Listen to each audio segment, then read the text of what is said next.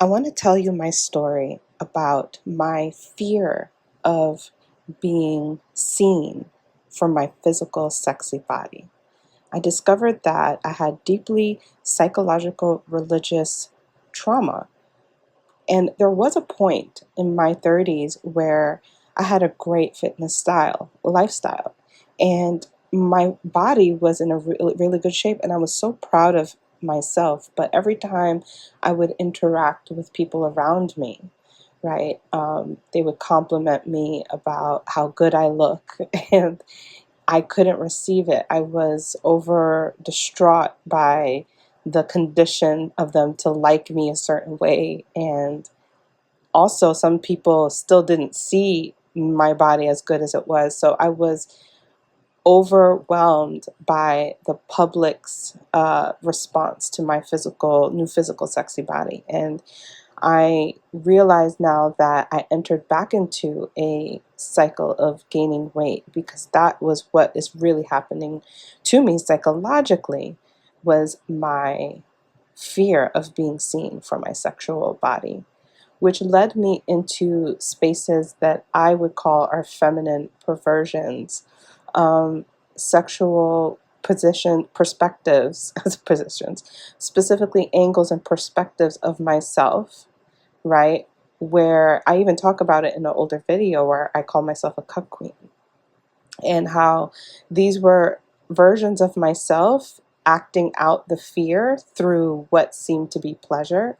And it actually was very healing for me to actually choose to confront the fear, right? Instead of live in this false sense of sexual identity, mainly because it narrowed me down to just one thing. And I knew in my reality that that's not what I wanted to be. So I am not an expert in psychology. I just really love this. And this is going to be a topic on overcoming feminine perversions and looking at the extreme sides of what this could look like. And it will be on a minor level, but it can unlock and break certain ideas that actually are profoundly hurting our community, right? So by choosing to see it and look at it from a certain place, we all can start to add our stories and really define what a healthy sexual body image looks like.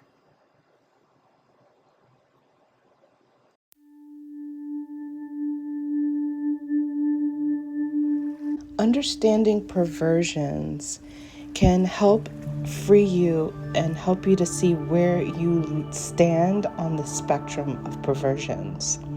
In this video, I'm going to talk about female toxic perversions. And I do videos like this from time to time, talking about the psychology that I have come across. And in this video, we're going to speak specifically on female sexuality and how we often have tended to fall on the extreme sides of the spectrum, and how you can really cultivate a more healthier relationship to yourself and your body and your sexuality, and be able to trust yourself again so that you can enjoy the pleasures of life, right? Now, this actually comes after I've been watching some criminal investigative body cam footage from police officers and detectives that they have on YouTube.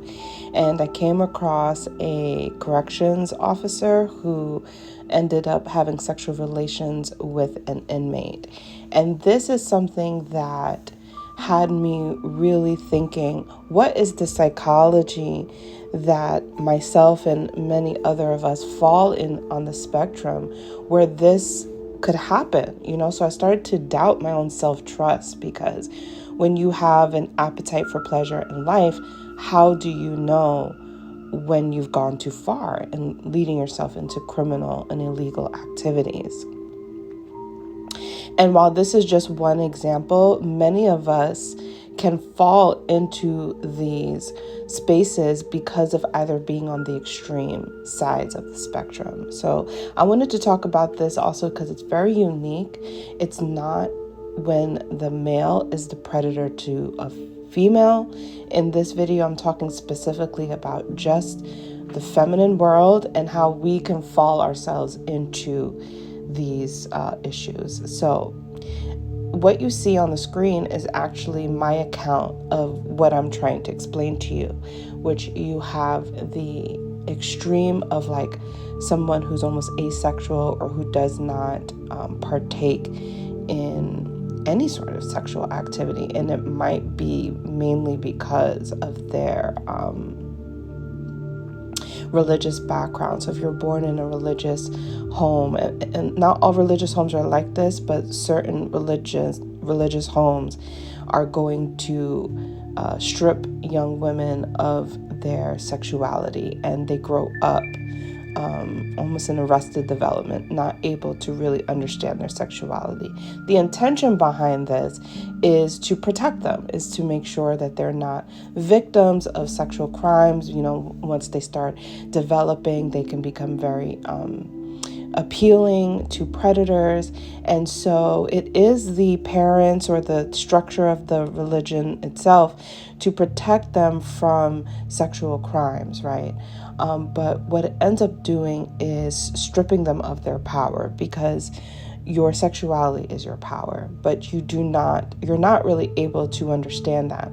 And yes, even those who have grown up without sexual development can be the types who fall into sexual crimes later because of that underdevelopment. Now, I'm not a complete scientist or expert on this. There can be unknowing, and this unknowing creates an exploration that crosses boundaries. And these also are the people who once they enter into the world, they could see how people use sex to get what they want, and they can go in this they can thwart off their old way of being and become more on the wild side and really try to attempt and pursue pleasure because they were deprived of it for so long. You guys, like, this is some real crazy shit, but I am speaking from my own personal experiences going through this personally and seeing others go through this, right? So the other side of the spectrum, right, are the development and the conditioning of somebody who really does understand sex. Like they were either taught it from older siblings, other feminine, especially if you're around a lot of feminine who embrace their sexuality, then you're being taught from them on how to do that. But unfortunately, it could be very distorted, because basically the patriarchal world already gave men the authority to tell women what is sexy, okay? And so this side of the spectrum are people who think or have convinced themselves that they are experts at the sex game, okay? And this is where you get things like OnlyFans and the strip club and things like that. So as you can see, right, this is a completely different side of the spectrum compared to the other one, where you're grown up with harsh religious structure and you're stripped of your sexuality. And this side of the spectrum, you're actually overrun by it.